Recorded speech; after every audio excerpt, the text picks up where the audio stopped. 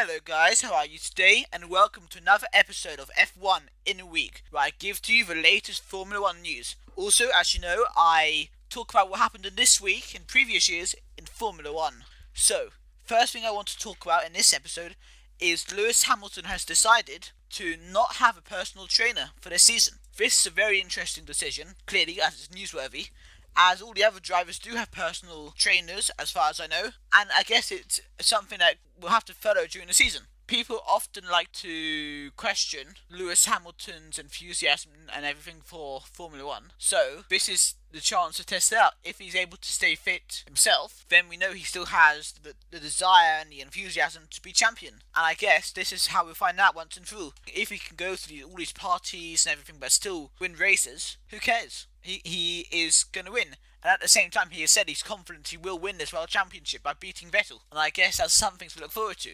And of course, most of the F1 news at the moment is just stuff that's come out of Australia. And of course, Vettel versus Hamilton is the big discussion point. It's very divisive.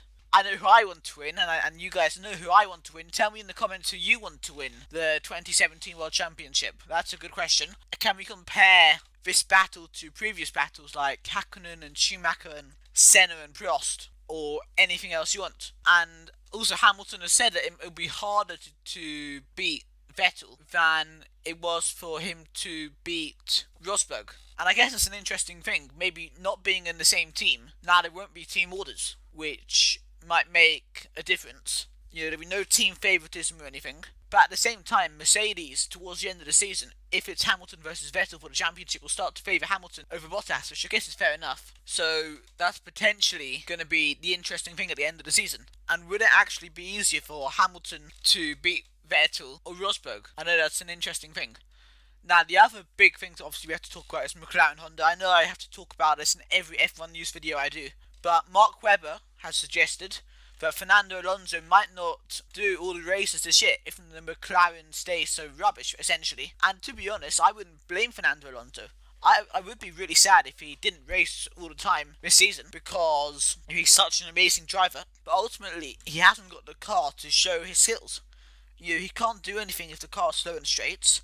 So what are we expecting him to do? And maybe by the end of the season, he would have quit F1. Whether he comes back for 2018 or not depends upon whether he can get the seat at Mercedes or anywhere else, or if the Honda can improve. McLaren Honda can improve the Honda engine. So I guess we'll have to wait and see with that one. So now on to do where I talk about previous F1 news. So on the 23rd of March 2003, also Fernando Alonso, he broke the record to be the youngest person to ever lead a Grand Prix. He had pole position at the Malaysian Grand Prix and got a podium as well, pretty impressive. And this is when he really came onto the radar of even a not very big F1 fan who only really follows the front of the sport. And ultimately, we know he went on to win 2 championships and is still in the sport today. And that record, by the way, was broken by Sebastian Vettel, who led a few laps at the Japanese Grand Prix in 2007, and also remember he won the 2008 Italian Grand Prix at Toro Rosso. Next, the 24th of March 2010, this is an interesting one. Mark Webber again, maybe he knows stuff about F1, said that Michael Schumacher's comeback, which obviously was starting around then, won't be very successful. And yes, Schumacher did get 1 podium in his comeback, but I think people wanted more. People wanted him to win his 8th championship, and it didn't happen.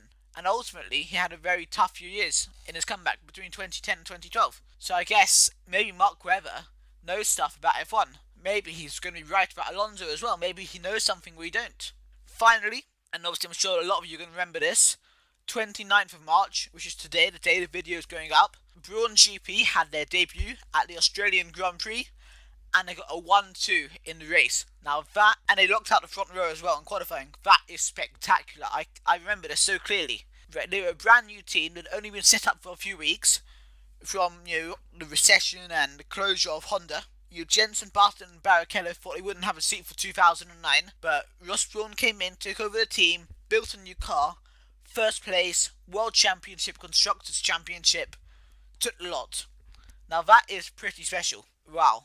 And Mercedes did that in the 1954 French Grand Prix, their first ever race. But in the modern era, where there's so much more funding and money in the sport and technology, to be able to do that is probably more impressive. And Jenson Button, he's not in the sport now, but he's dearly missed. And we all remember that Australian Grand Prix and his 6 wins in the first 7 races, if I remember correctly. They slowed down towards the end of the season, but it was still very special. Anyway guys, I'm coming towards the end of the video, so I want to know, do you think Alonso will stay out for the whole season in the sport, or do you think he'll leave? And ultimately, who do you think is going to win, and who do you want to win, Hamilton or Vettel? Thank you for watching my video. If you enjoyed this video, please remember to leave a like. If you have anything to say about this video, please leave a comment in the comments section below. If you really enjoyed this video and you want to see more videos like this and other types of videos, please subscribe to my channel.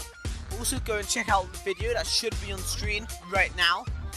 And on that note, I'll just ask you to follow me on Twitter at BigGaming342 and like my Facebook page, BigGaming342, and I'll see you guys very, very soon. Goodbye.